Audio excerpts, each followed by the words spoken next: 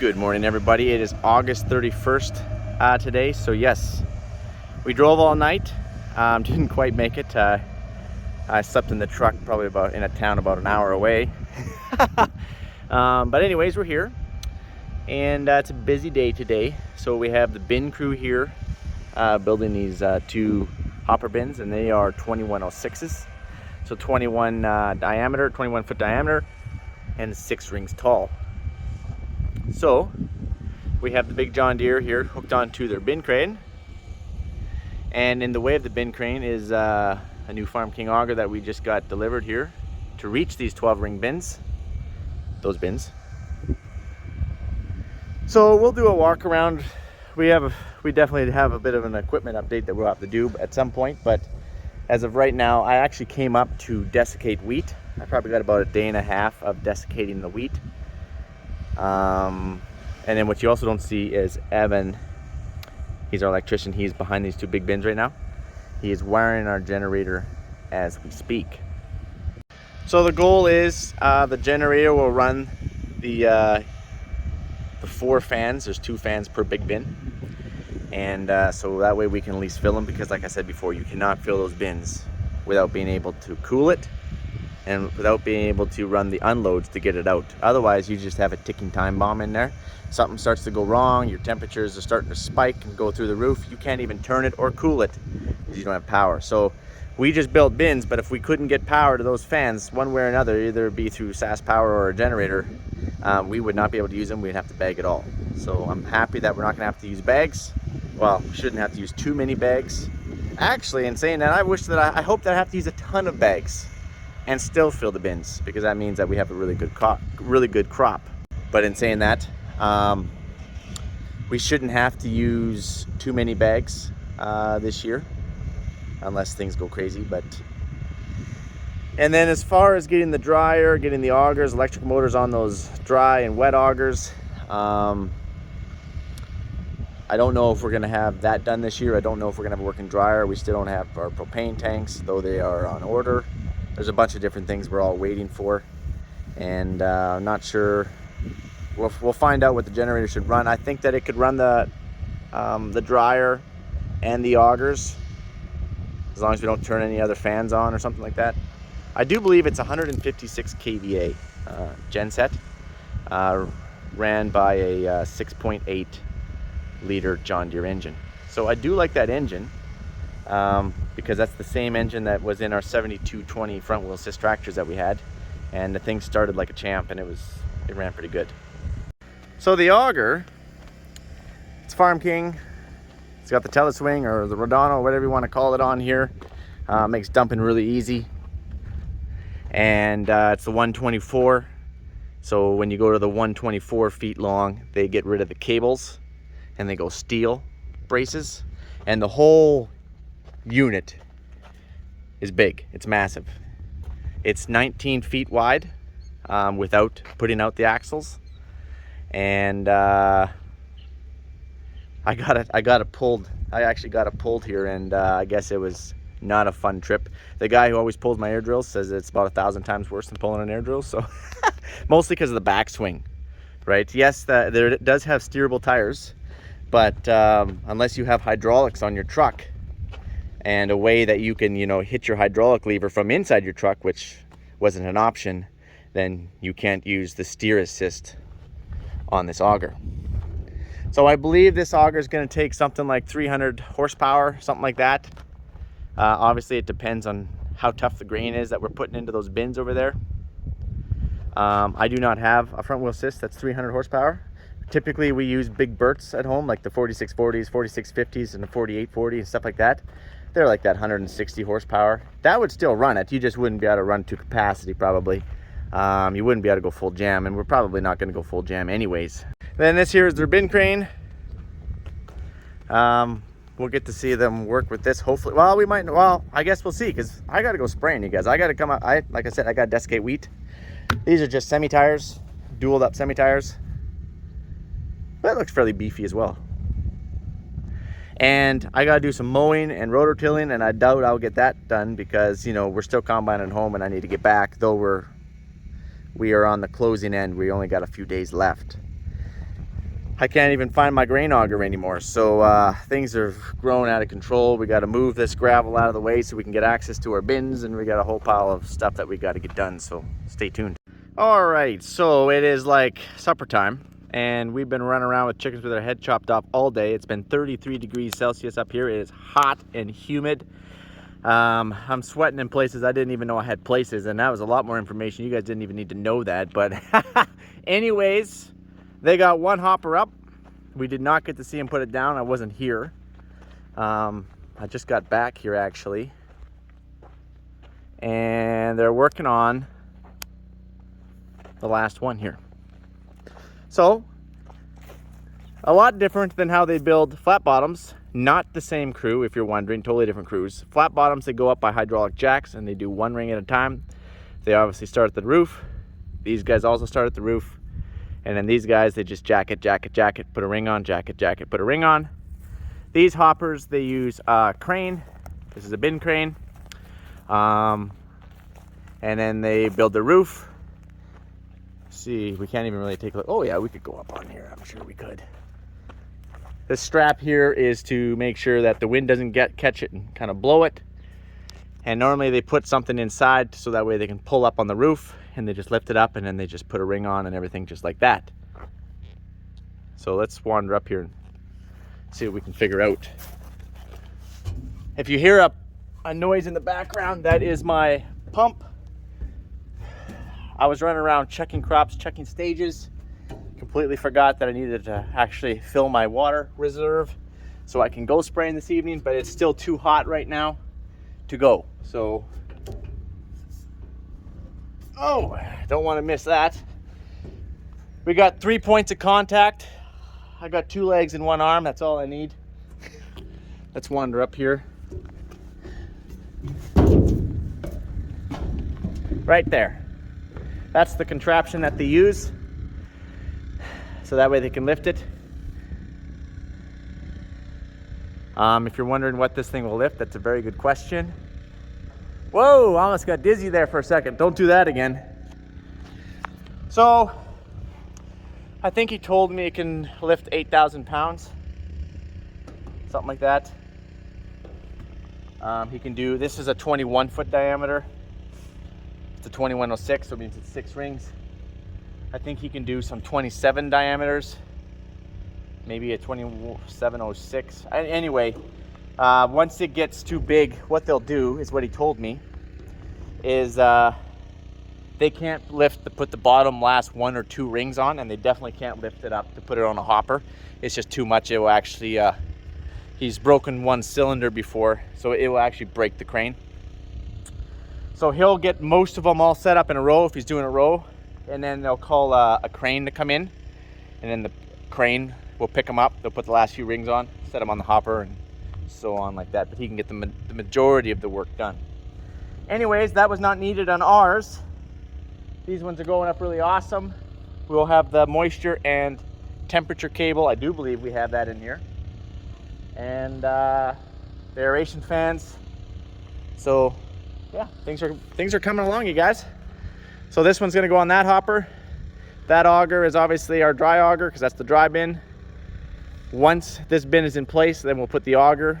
We'll wiggle that auger in there. And we just got the wet auger, that little yellow one right over there. Hold on one sec here. I gotta get it. I don't want to fall off the bin too bad here. So here, that little yellow one there, that's 36. It's an 8 by 36. The other one is an 8 by 76 feet long, 8-inch. And that 836 is gonna go in there. I actually wanted an 841, but could not find one in the time frame that I was looking for. And turns out, might not even use any of this. I probably still could have got an 841, but anyway, it's too late. I already bought that one, so it is what it is. And the bin is already set down for an 8 by 36. We figured it out where it needed to go, so we're not gonna move it. We'll go down. I kind of like these. You can kind of grab on right here. That's kind of awesome. Now, it is an option, at least I think it's an option on these bins. You can actually get a spiral staircase as well, just like on the flat bottoms. But that's extra money, like everything. So we're just gonna, here, hold on here. See if I can do this here with holding on to you guys. Oh yeah, what's the worst that could happen? got this. So anyways, we're not speed demons here, but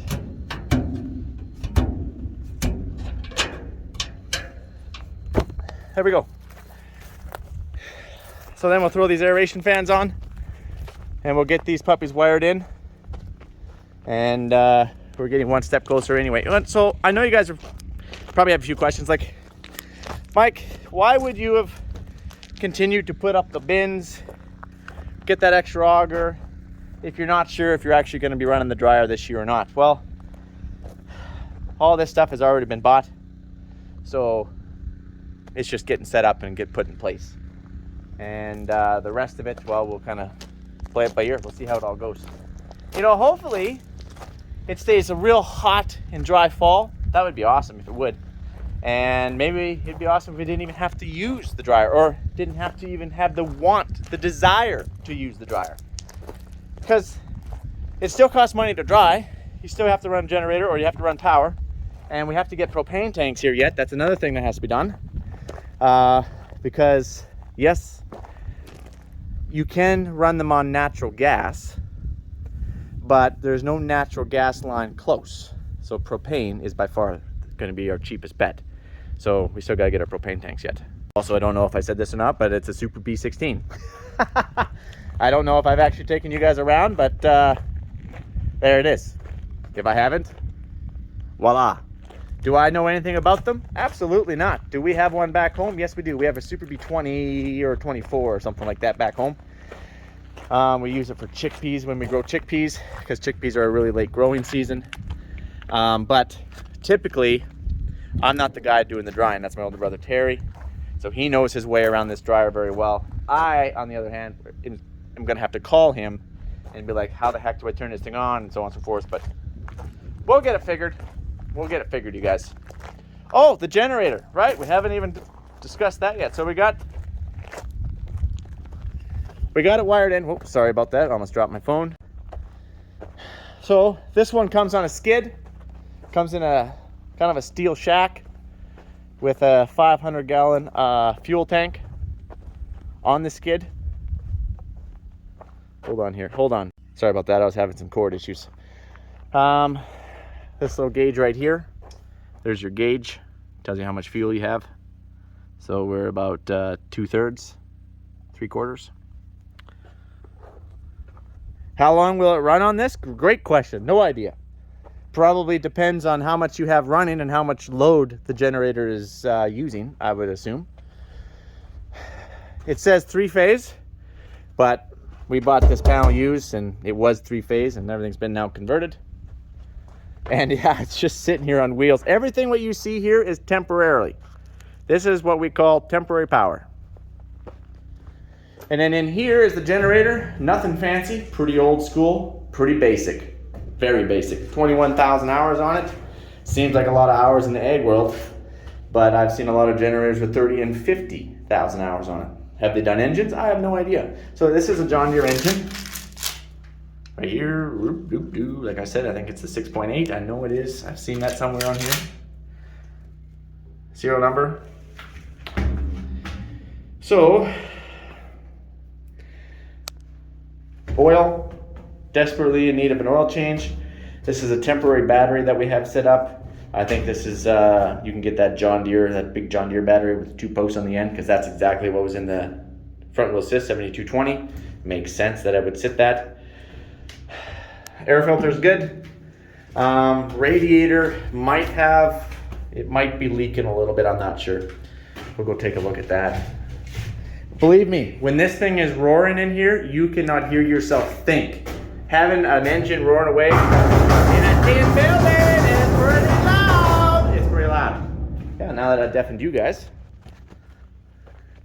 Mike, it looks like this panel is supposed to be in a shop. I'll probably come out of a shop.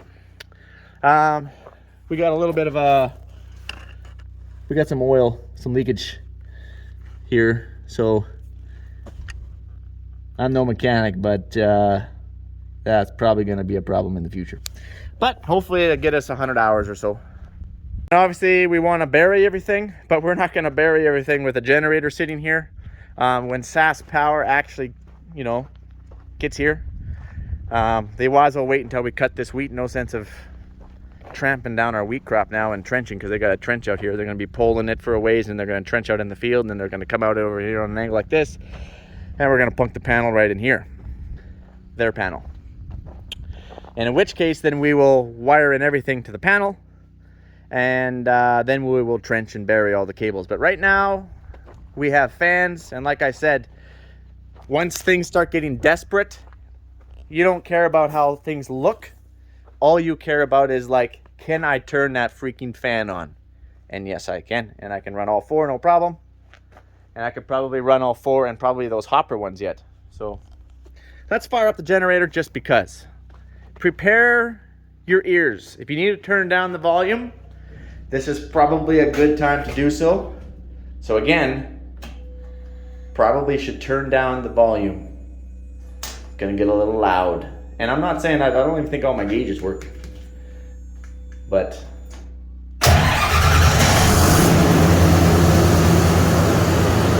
little puff of black smoke.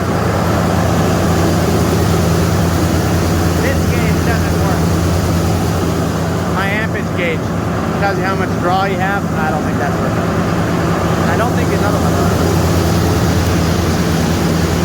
Nope.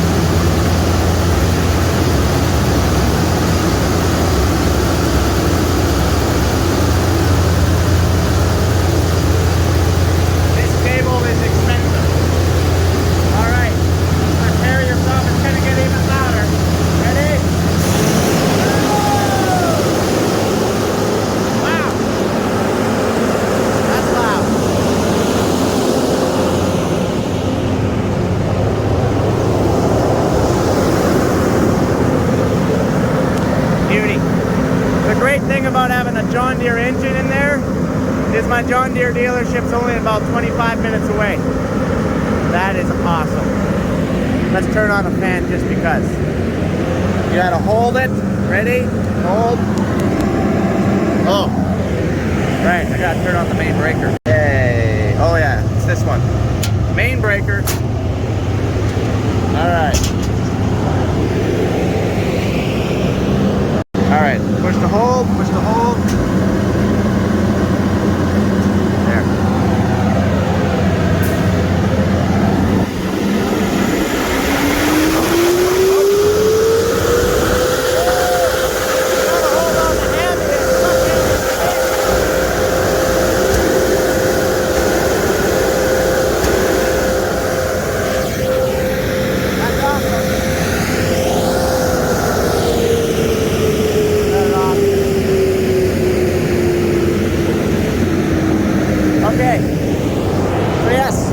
Fire up everything all at the same time, so now we can fill our bins.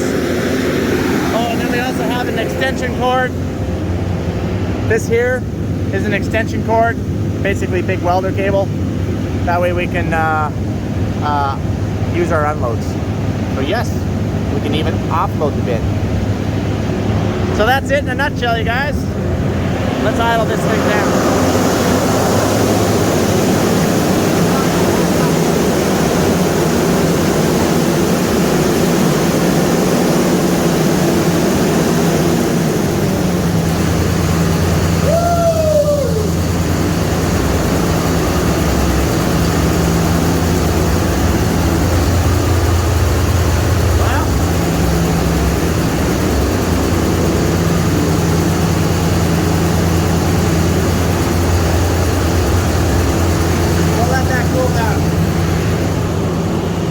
Let that cool down for a minute. So that's it in a nutshell, you guys. I'll let you go. I'll quit bothering you. And I'm super stoked that I can turn my fans on because harvest is getting close. As you can see the crop in the background. And I should probably start thinking about going to load the sprayer right now and get spraying here. So you guys have yourself a good one. We'll do some more videos, give you some more updates. All right, adios amigos.